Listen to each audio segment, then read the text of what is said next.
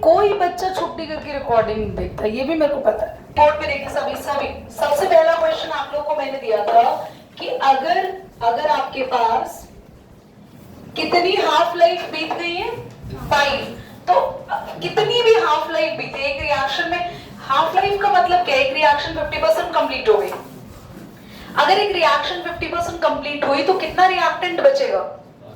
50, और 50% कंप्लीट हो गई तो, और 50% कंप्लीट हो गई तो 12.4, इट्स 12.5, इट्स समथिंग लाइक ये चलता रहेगा ना। तो अगर आपको कैलकुलेट करना हो कि अगर एक रिएक्शन बार बार हाफ हो जा रही है, हाफ हुई फिर उसका हाफ, फिर उसका हाफ, फिर उसका हाफ, तो कितना रिएक्टेंट बचेगा? तो उसका आंसर होता है 1/2 raised to the power of n, तो 1/2 की power 5, the answer is 1/32। Question number 2 था टी हाफ एक रिएक्शन का आपको दे रखा है x, है ना? तो टी हाफ का फॉर्मूला क्या होता है? 0.693 upon k is equal to x, 0.693 is equal to k। क्या ये k की वैल्यू आ गई यहाँ पे? उसी सेम रिएक्शन को बोला है कि उसका t 3/4, पहले तो 3/4 को चेक करो कि 3/4 का मतलब है कि रिएक्शन कितना परसेंट, क्या हुआ तुम्हें?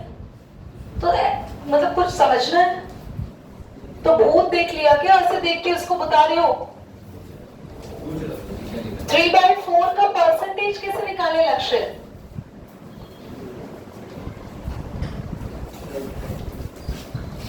वेरी गुड बेटा, कैसे निकाले बोले आपसे डायरेक्टली आंसर बताने थे। You are super heroes.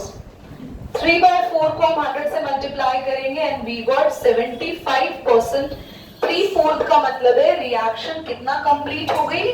75।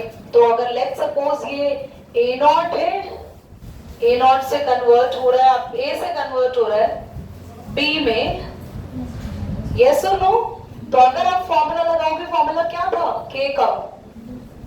2.20 log A0 bye में A। तो K की वैल्यू तो हम यहां से पुट कर देंगे 0.693 अपॉन x।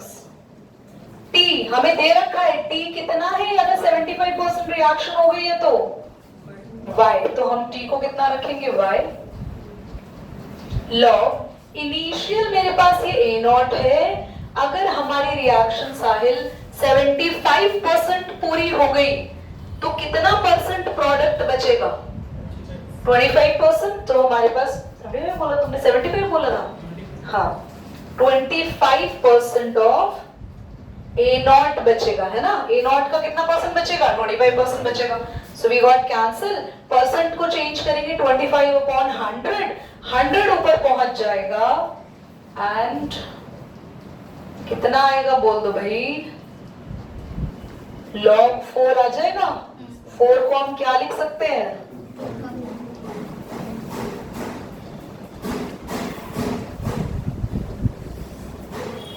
log को लिख सकते हैं 2 की power 2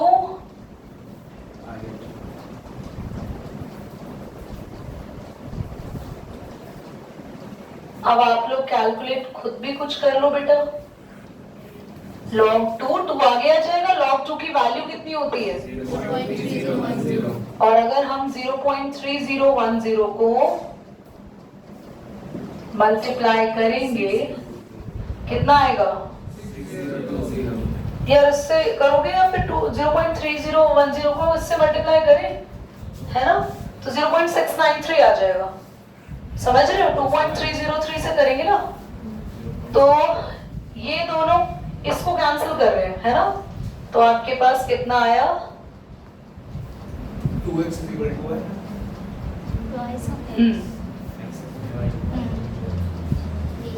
y is 2 times of x। ठीक है, पॉज करना।